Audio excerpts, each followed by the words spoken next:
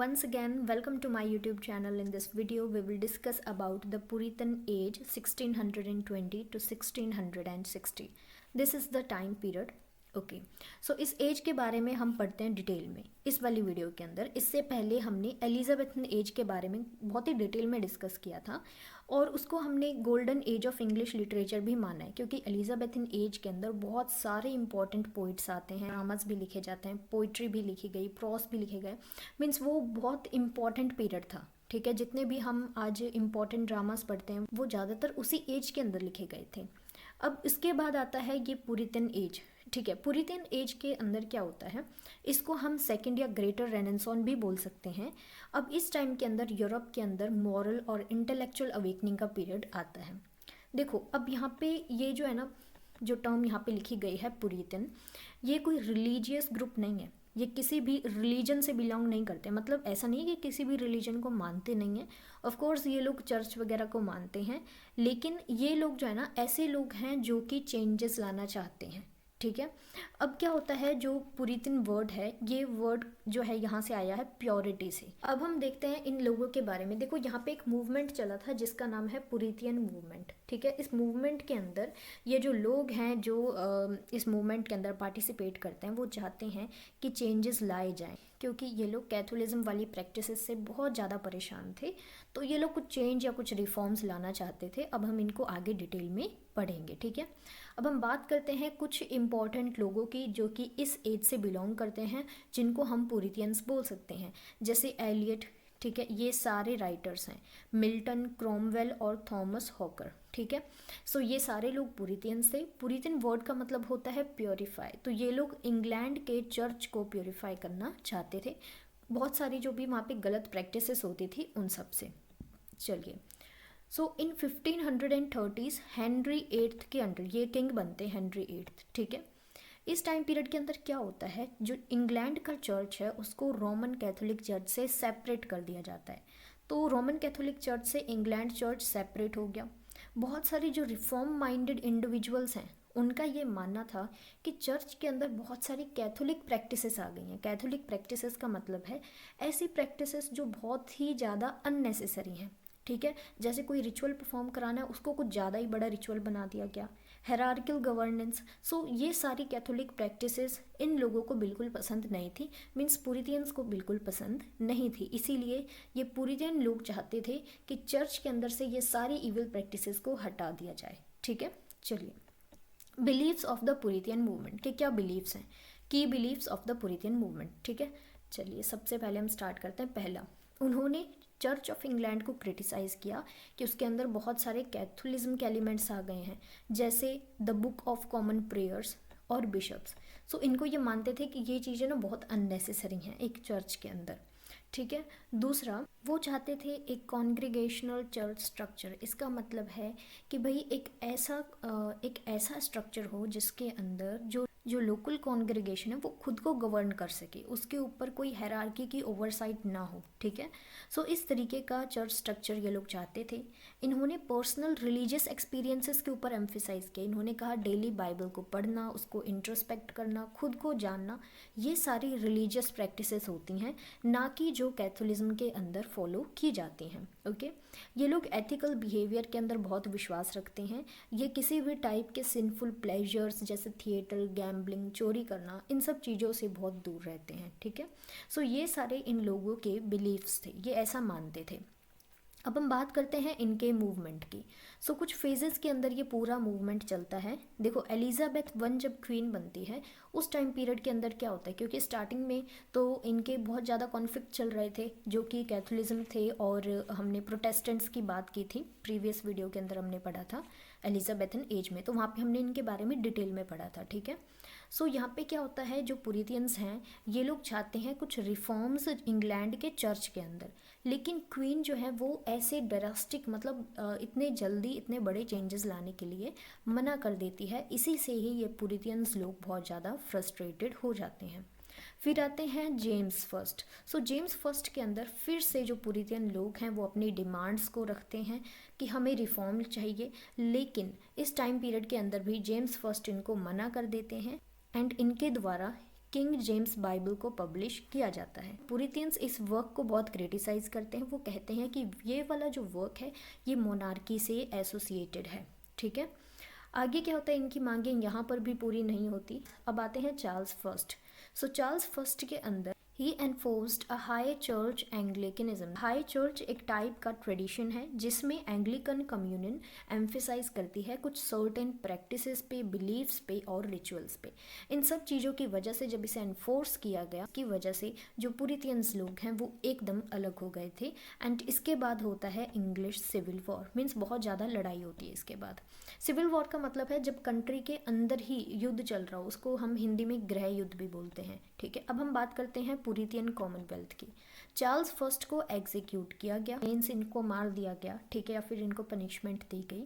सो उसके बाद क्या होता है, इंग्लैंड के अंदर पुरितियन डोमिनेटेड रिपब्लिक बन गई थी एंड ओलिवर क्रोमवेल यहाँ के लीडर बन जाते हैं। ठीक है, मीन्स अब मोनार्की खत्म हो गई, अब पुरितियन लोग डोमिनेट कर रहे थे। ठीक है, अब उनके जो भी आइडियाज़ थे, मीन्स जो वो इतने टाइम से जिन रिफॉर्म्स की वो डिमांड कर रहे थे, अब वो सारी फुलफिल हो जाती हैं। ठीक है, और इस टाइम पर क्या होता है, जो इनकी लीडरशिप है, ये गवर्नमेंट, सोसाइटी, इनके आइडियाज़, जो पुरितियन मूवमेंट के अंदर जो भी आइडियाज़ थे वो सारे बहुत ज़्यादा इन्फ्लुएंस करते हैं। ठीक है, अब आगे क्या होता है, मोनार्की को फिर से 1669 के अंदर रिस्टोर कर लिया जाता है और 1649 के अंदर जो चार्ल्स फर्स्ट हैं इनको एग्जीक्यूट किया जाता है।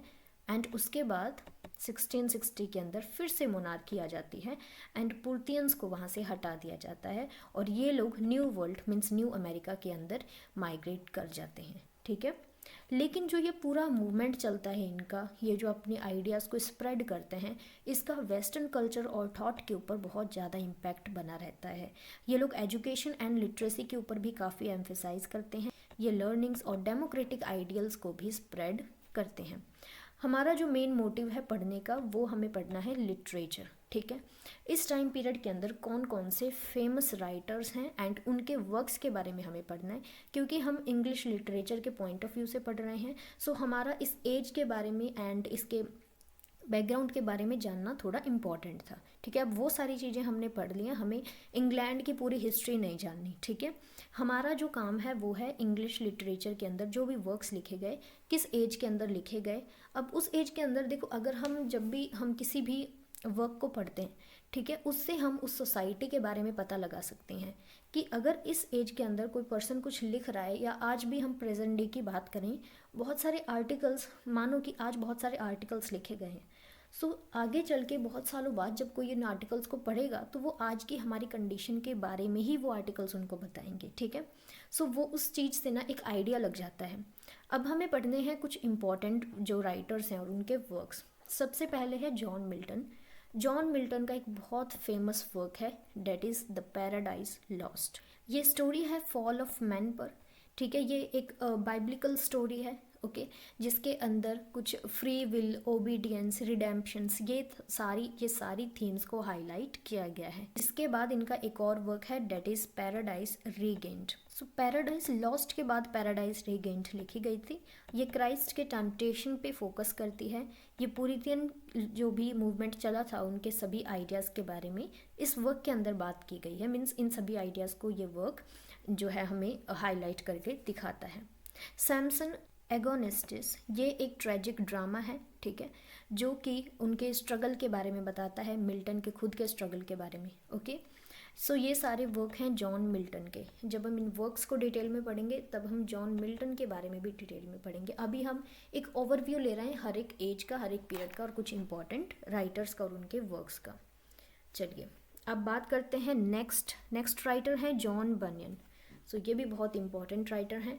इनके जो वर्क हैं वो पुरितियन एलेगरी एंड स्पिरिचुअल इंट्रोस्पेक्शन के बहुत अच्छे एग्जाम्पल हैं।